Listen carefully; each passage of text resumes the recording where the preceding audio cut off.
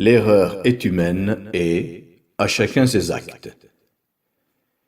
Selon la tradition islamique, à sa naissance, l'homme est porteur d'une aspiration naturelle vers la transcendance, al-fitra, immaculé de toute souillure et pur de toute erreur. Contrairement au christianisme, l'islam ne considère pas que l'homme porte dès sa naissance la responsabilité de la faute de son père Adam lorsqu'il mangea le fruit de l'arbre défendu. Cette perspective islamique s'explique par plusieurs éléments. Premièrement, selon l'islam, Adam s'est repenti de cette faute et Dieu a accepté son repentir. Il s'est purifié définitivement de sa faute, comme cela est indiqué dans le Coran. Adam désobéit ainsi à son Seigneur et se trouva égaré. Puis son Seigneur le ramena à lui, accepta son repentir et le remit sur le droit chemin. Sourate 20, versets 121 et 122. Il est dit dans un autre chapitre, Dieu révéla à Adam une prière qu'il se mit à répéter pour exprimer son repentir, et c'est ainsi que son péché fut pardonné, car Dieu est plein de clémence et de mansuétude. Sourate 2, verset 37. Deuxièmement, la justice de Dieu ne permet nullement de faire porter la responsabilité d'un péché d'une personne par une autre, même s'il s'agit de son propre père. Comment l'homme pourrait-il porter la responsabilité de la faute d'une autre personne qu'il n'a jamais vue et qui plus est a vécu il y a fort longtemps? Dieu affirme dans le Coran, « Nul ne commet le mal qu'à son propre détriment, et nul n'aura assumé les fautes d'autrui. » Sourate 6, verset 164. Il dit aussi, « Toute âme aura à assumer le poids de ses œuvres. » Sourate 74, verset 38.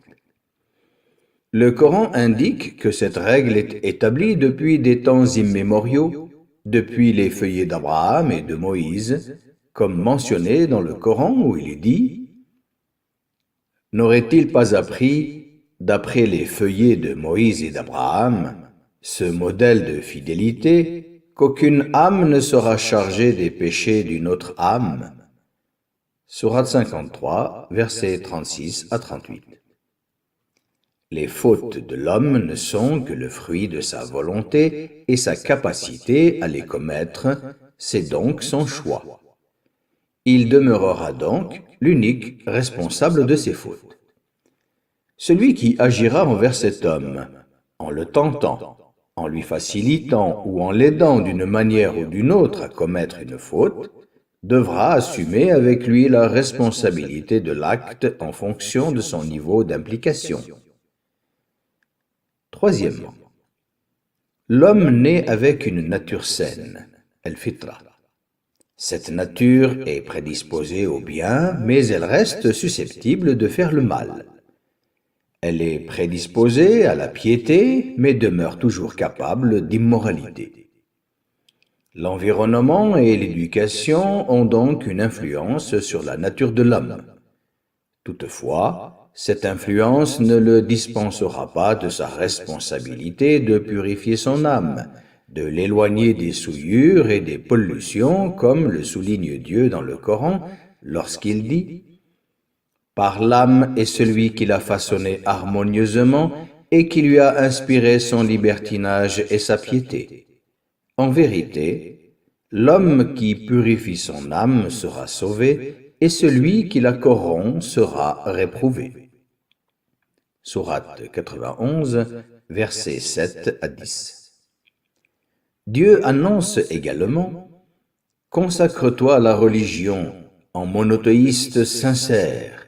C'est Dieu qui a voulu que cette croyance fût inhérente à la nature de l'homme. » Sourate 30, verset 30. Le prophète Mohammed, Dieu le bénisse, a indiqué de son côté que chaque nouveau-né vient au monde avec une saine nature. Quatrièmement, selon l'islam, Une faute est considérée comme telle dès lors que les éléments du choix et de l'intention sont présents. Dieu ne tient pas compte du péché de celui qui agit par oubli, par omission ou par contrainte.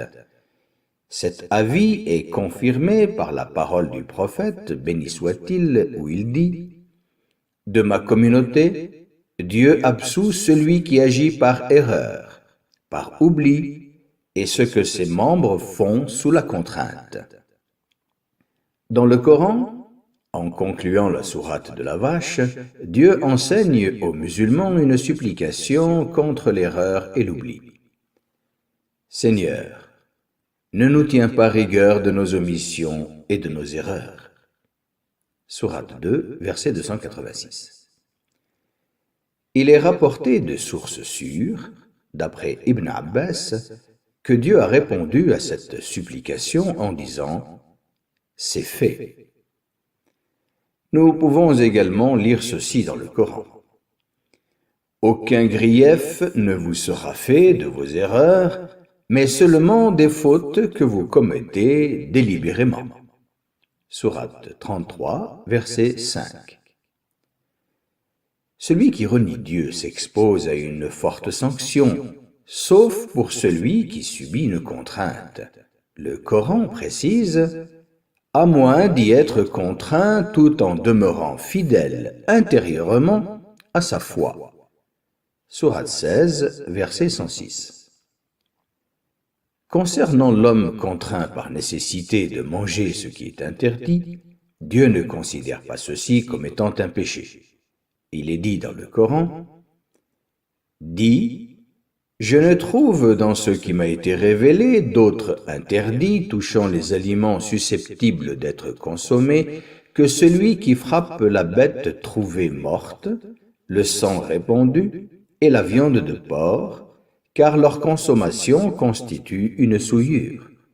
De même qu'il est illicite de manger la viande provenant des bêtes sacrifiées par perversité à de fausses divinités. Cependant, celui qui est contraint d'en user, par nécessité et non par désobéissance, ni désir de péché, son Seigneur ne lui en tiendra pas rigueur, car il est clément et miséricordieux. Sourate 2, verset 173.